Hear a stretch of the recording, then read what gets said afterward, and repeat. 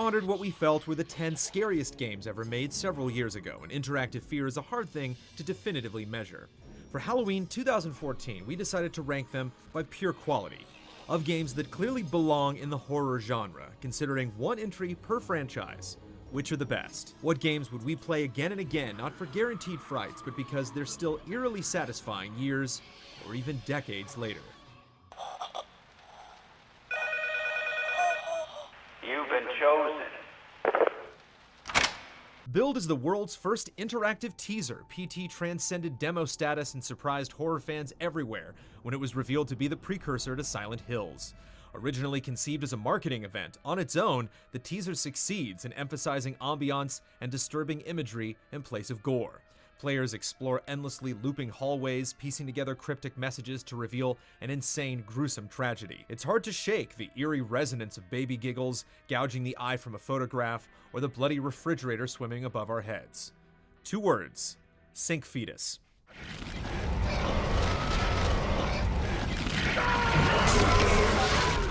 Developed by Visceral Games, Dead Space sets a high bar for all of sci-fi horror. Isaac Clarke, an engineer, is sent to the USG Ishimura to investigate a distress signal. When aboard the ship, players are haunted by unknown whispers, spooky silence, and scenes of death that leave a constant residue of tension and despair. With sublime lighting and sound, it shuffles its grisly enemies around in a way that took us some time to get used to, using unconventional weaponry and hunting for weak points in odd locations. It all creates an unforgettable atmosphere that helps keep us up at night. Am I going crazy? Will you be able to live with yourself knowing what I'm gonna make you do? Shinji Mikami's long-awaited return to horror was well worth the wait.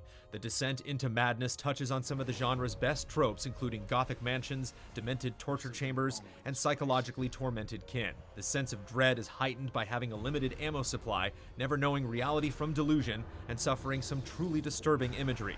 It might not offer scares in the traditional sense, but it does present scenes so twisted, it takes your eyes a few seconds to process them. It's one of the best horror games we've played in a while.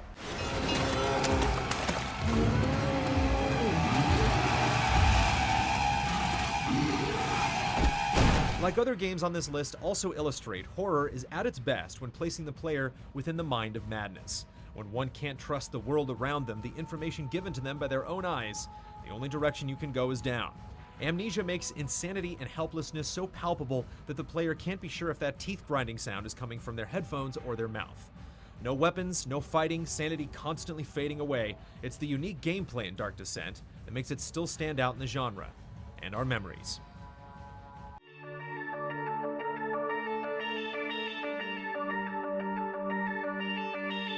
Few games nail isolation and dread the way System Shock 2 does. Hearing the infected monsters shout, "Silence the Discord," as they charge through the steel corridors of the Von Braun still makes us jump today. Even more discomforting is the Shodan, an all-powerful artificial intelligence.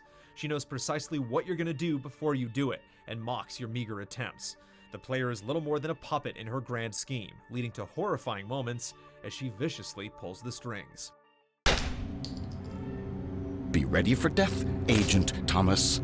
It shall come visiting again. Appearing near the launch of the Xbox 360, Condemned isn't for everyone. It's a first-person game with hardly any shooting, but as the years have passed, it still maintains its edge by being a raw, unsettling experience. As a police investigator hunting an attention-starved serial killer, you spend a lot of time peering through dimly lit environments when you're not clubbing irate vagrants to death. Your inability to sense danger coming or stop it from a distance creates tension as you put together the clues in each environment. It paved the way for games like Dead Island and ended up being one of the creepiest games of its generation. I don't want to kill anyone.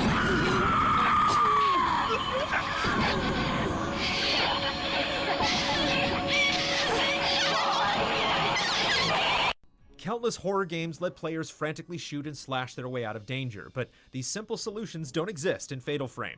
You have to reduce your vision by looking through the lens of a camera and lining up a shot to dissipate the spirits lunging after your life energy.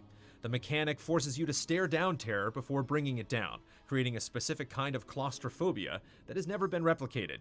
The whole series is haunting, but we're giving the nod to Fatal Frame 2. Uncovering the secrets of Minakami Village and the Crimson Sacrifice ritual felt more sinister than anything present in the other games. The horror genre usually employs an assortment of fantastical monsters or unsympathetic killers, but in Fatal Frame 2, you fight tormented ghosts, forever reliving the atrocities that trapped them in their ethereal state. Imprisoned. Thou hast seen the last of this world. While many games create tension and set an eerie tone, few harness psychological horror, like Eternal Darkness. Its dark Lovecraftian tale spans history, and as its main protagonist reads from a book made of human flesh, it soon becomes apparent that the terrors it describes are not so far away. As each character's sanity meter drops, you begin to lose track of what's real and what's hallucination, and some effects even target the player, masterfully breaking the fourth wall. The audio design is perhaps the most powerful as whispers and screams seep into your brain, and some tones are even crafted to make your pets go wild.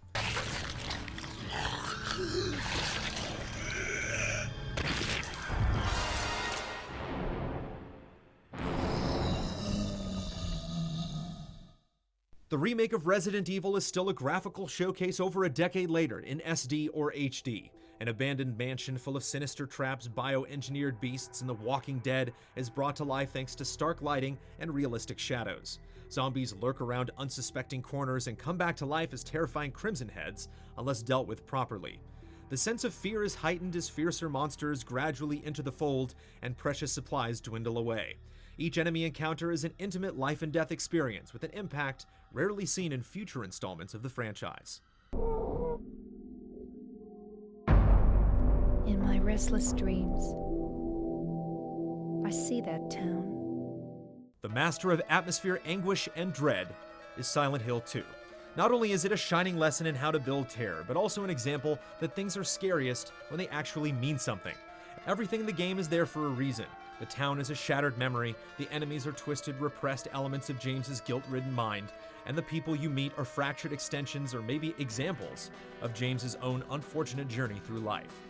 Silent Hill 2 is horror at its best. When you finish the game, you feel like you've changed along with the character. No matter which ending you receive, you're left feeling disjointed and hollow. That's when you know you're playing a good horror game.